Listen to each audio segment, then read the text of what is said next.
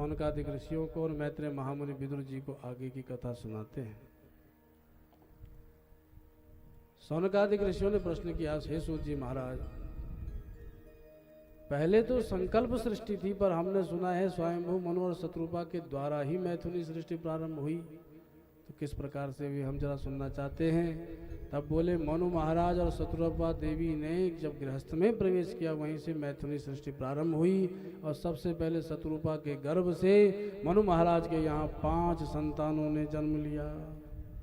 2 बेटा प्रियव्रत और उत्तानपाद, और 3 बेटियां आकुति, देवहूति और प्रसूति, जिसमें से देवहूति पुत्री का विवाह महामुनि कर्दम के साथ हो गया।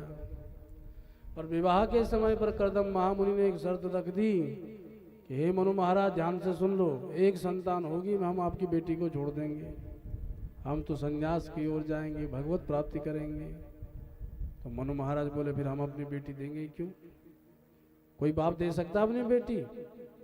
सामने वाला दामाद कहे एक संतान हो जाएगी, हम छोड़ के भाग जाएंगे। पर देवी देवहूति कौन थी?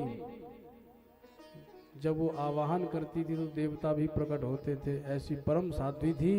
देवहूति बोली, पिताजी मुझे तो ऐसा ही पति चाहिए जो राम का दास हो, काम का नहीं, मैं तो इन्हीं से विवाह करूंगी। तो देवहूति की प्रबलतम इच्छा को देख करके मनु महाराज ने देवहूति का विवाह महामुनि कर्दम से कर दिया।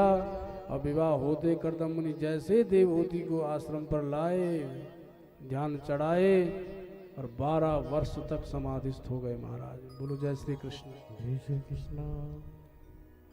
जब पति को समाधिस्थ देखा तो देवहूति ने भी सारा श्रृंगार त्याग करके पति की सेवा में ही जीवन लगा दिया। अब 12 वर्ष बाद जब जागे कर्दम महामुनि तो क्या देखा कि कोई बुढ़िया घर में झाड़ू मार रही है। बोले, हे देवी, कौन हो तुम हमारे घर में जो घूम रही हो? बोले, वाह जी वाह, स्वामी समाधि में ऐसे चले गए कि हमको ही भूल गए।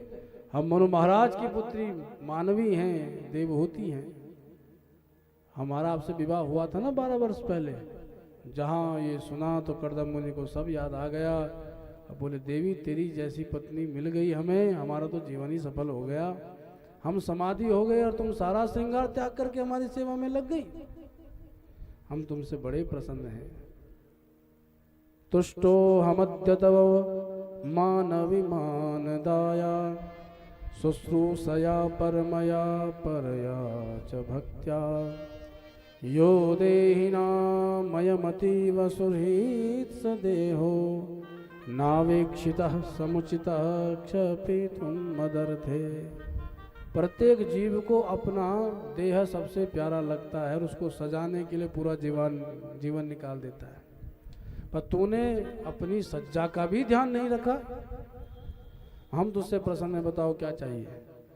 बोले, महाराज हम गृहस्थ हुए हैं तो एक संतान हो जाए। तो पूर्व में कर्दम महामुनि ने भगवान विष्णु को प्राप्त करने के लिए तप किया था। तो ऐसा तप किया था कि सारा देह सुखा दिया था। तो भगवान जब प्रकट हुए तो भगवान के नेत्रों से अश्रु गिरे, जिससे बिंदु सरोवर, एक सरोवर की स्थापना हुई। कर्दम महामुनि ने कहा, देवी इस सरोवर में स्नान करो। और जैसे उसमें स्नान किया तो दिव्य अप्सराओं जैसा देह चमकने लगा देवी का।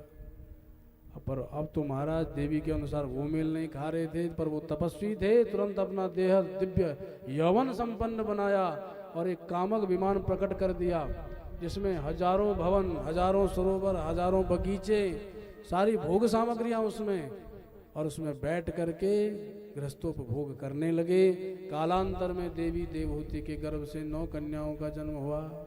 कला, अनसूया, श्रद्धा, हविर्भू, गति, क्रिया, ख्याति, अरुंधति, शांति। पर अब एक दिन कर्दम जी सोचने लगे, हम तो फंस गए चक्कर में। सोचा था एक संतान होते ही घर छोड़ेंगे, पर यहाँ तो 9 की 9 लाइन लग गई।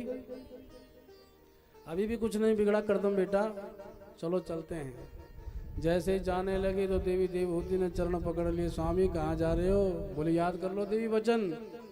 बोले, वचन तो मुझे भली भांति स्मरण है, पर जरा ये बताओ, संतान तो हो गई बेटियां, पर इनके विवाह की भी जिम्मेदारी है कि नहीं? और तुम चले जाओगे तो मैं किसके सहारे रहूंगी? माताओं के 3 आश्रय 3 अवस्थाओं में होते हैं। जब बचपन में और कुमारावस्था में होती तो पिता के आश्रय में रहती है। जब यौवनावस्था आती है तो पति के आश्रय में रहती है, और जब वृद्धावस्था आती तो पुत्र के आश्रय में रहती है। तो तुम तो चले जाओगे, फिर मेरे तो घर में तो संतान नहीं, बेटियां तो चली जाएंगी ससुराल, मैं किसके सहारे रहूंगी।